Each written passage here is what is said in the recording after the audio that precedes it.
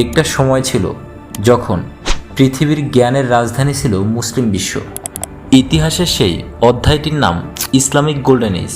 অষ্টম থেকে ত্রয়োদশ শতাব্দী পর্যন্ত মুসলিম বিশ্ব ছিল জ্ঞান, বিজ্ঞান ও উদ্ভাবনের কেন্দ্র।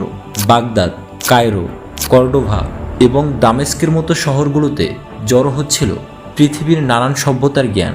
সেগুলো শুধু সংরক্ষণই নয়, আরও উন্নত করা হচ্ছিল। বাগদাদের বাইতুল হিকমা ছিল এই জ্ঞান চর্চার প্রাণকেন্দ্র। এখানে পণ্ডিতরা দিনরাত গবেষণা করতেন এবং নতুন নতুন আবিষ্কারের পথ খুলে দিতেন।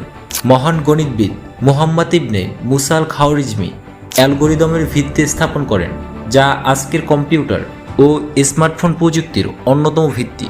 চিকিৎসা বিজ্ঞানে ইবনে সিনার গ্রন্থ শত শত বছর ধরে বিশ্বের বিভিন্ন শিক্ষা প্রতিষ্ঠানে পড়ানো হয়েছে।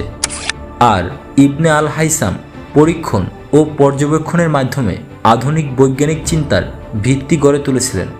ইসলামের স্বর্ণযুগের সবচেয়ে বড় শক্তি ছিল জ্ঞানের প্রতি সম্মান।